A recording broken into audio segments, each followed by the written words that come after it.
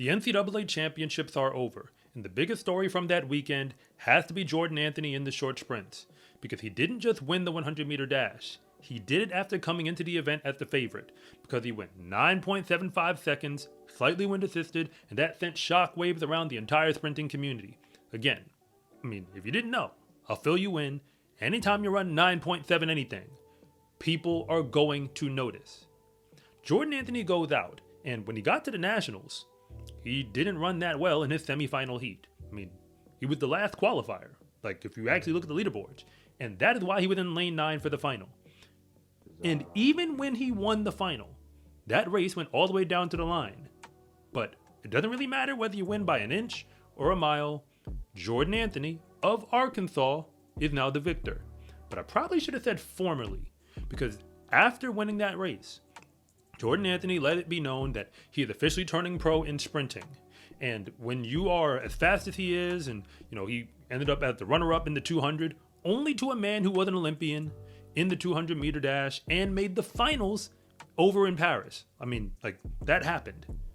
It makes sense that Jordan Anthony would get opportunities to look at the pro scene for what track and field actually is. But I've gone on record to say that I had no expectation that he was going to leave college early to sprint.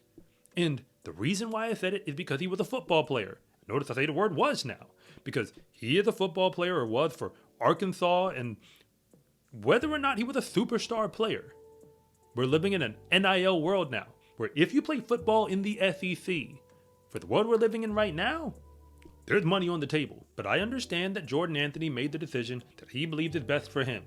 So now that he is crossing over officially into the pro world, because I fully expect to see him at the USA's in another month or so, what can we reasonably expect from him when he competes on that stage? And the only way I know how to think about it is to look at everybody who came before him. Because Jordan Anthony might be this year's story, but we've had a whole bunch of other stories in the years past. Because when you get to the world stage, you ain't just running with the college kids anymore. And some of the fastest men on the world stage never ran in college to begin with. Either they were international, like Lasili Taboho, who chose to never run in American colleges. Or you even have athletes like Noah Lyles and Kenny Bednarik, who just skipped running in the NCAA entirely because they didn't really see the point. They were already fast enough to just go out there and win stuff as a pro anyway.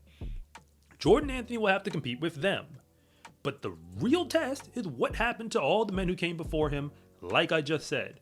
And I've done videos like this in the past, where are they now videos, where you look at, the catalog of people who have a certain type of accomplishment, in this case, winning the 100-meter dash at the NCAAs, and then what happened to them.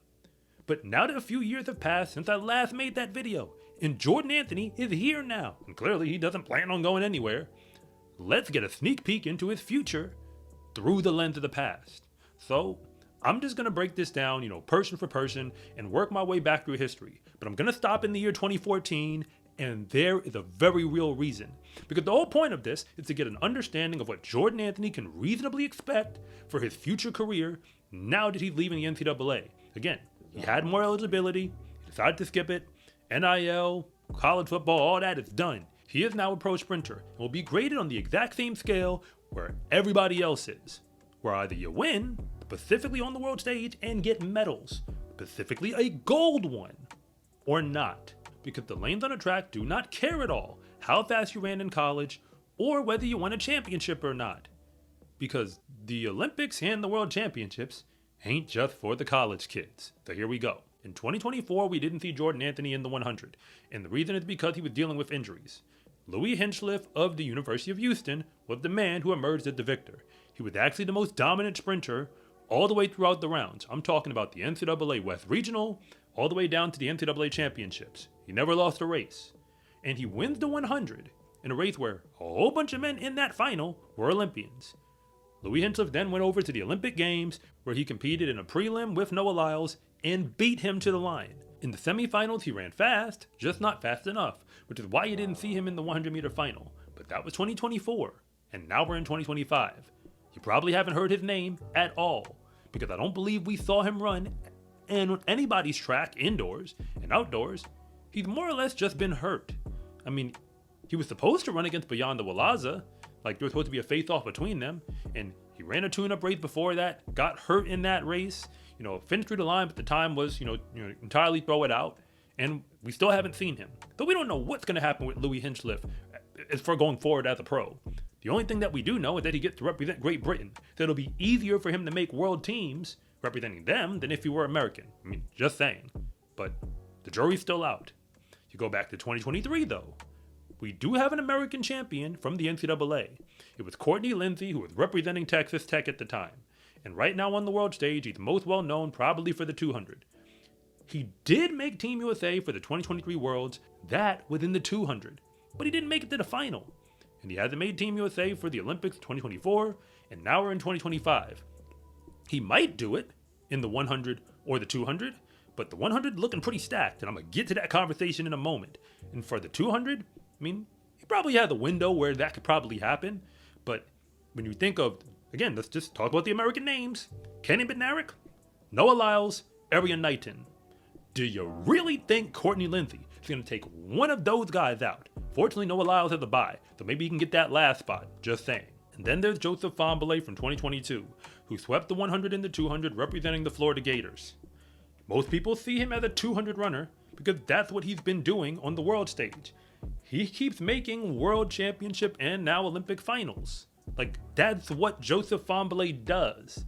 He just doesn't have a medal in any of those. And he runs for Liberia. So he really doesn't have to deal with a trial system. He runs fast enough on the world scene to get himself into these events, and then he just has to qualify through the round, and he's been doing that. So, depending on how you look at it, maybe Joseph Fahnbulleh is a success story, but he doesn't have any medals. But if you're new here, I want to say thank you for even making it this far into the video. And I'm Coach Rob, and if you really want to know what's going on with the fastest athletes in the world, then you are in the right place. And if anything that I say actually connects with you, it is always greatly appreciated if you would please like and subscribe. But if I don't, just let me know in the comment section, because I try to read them all. And this is the part where the list gets very interesting or even depressing, depending on how you look at it. Again, no shade, just trying to be honest. In 2021, Terrence Laird won the 100 at the NCAAs. That's a name that you probably haven't heard much about on the pro scene, because he turned pro immediately thereafter, goes to the USAs, makes the 100 final, but after that, he's basically a ghost. He did show up in the 100 final again in 2023, but again, I keep saying it's like we don't see him much compete.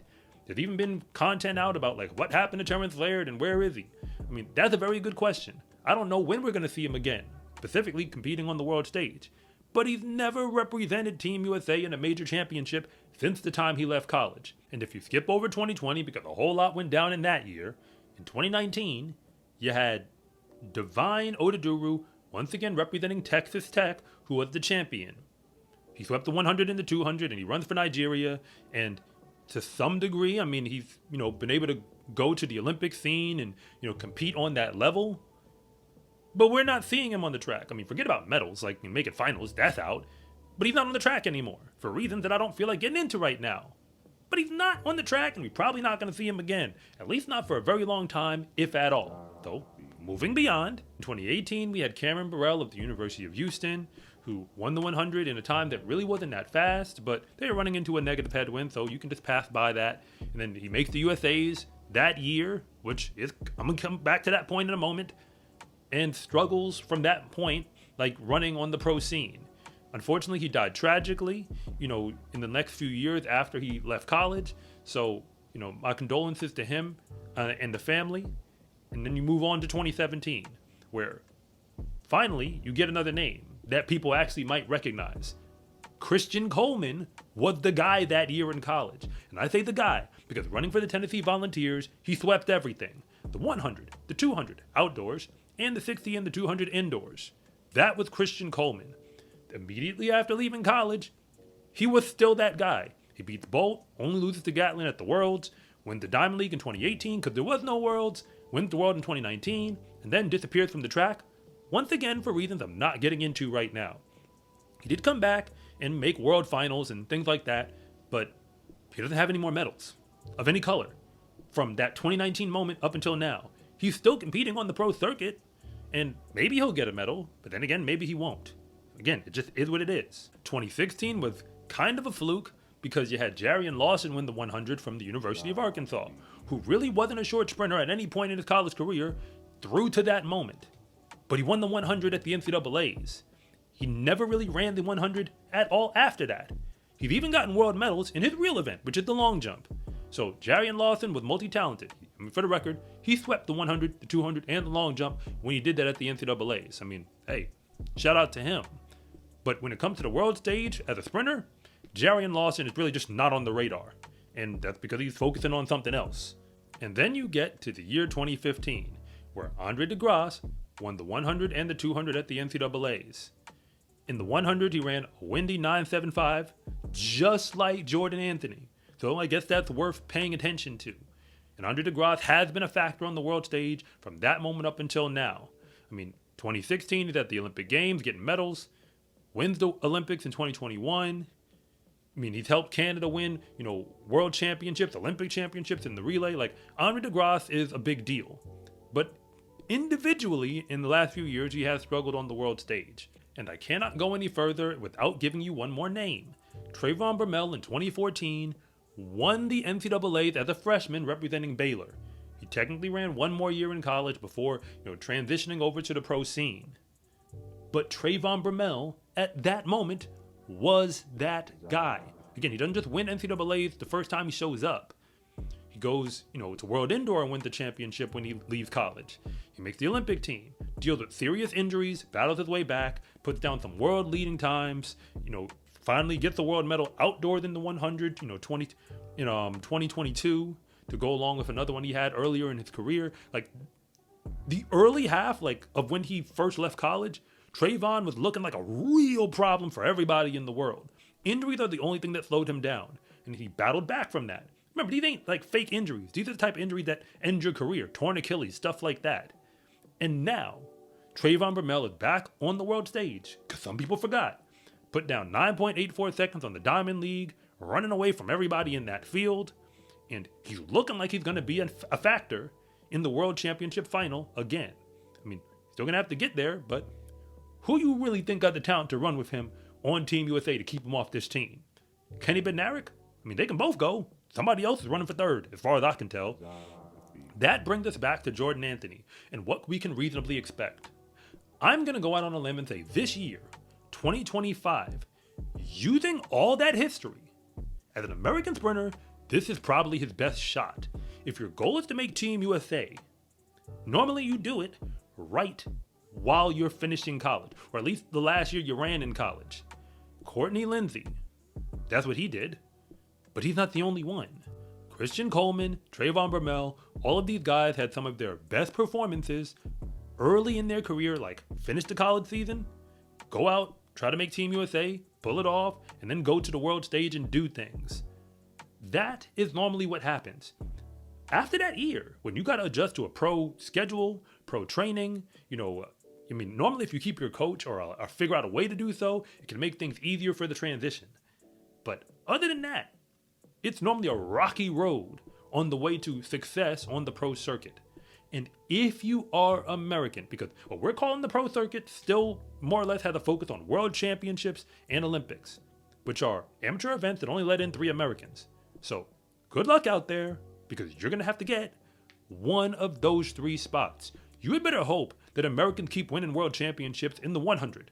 Because if they don't, if anybody else in the world does, you're only getting 3 spots.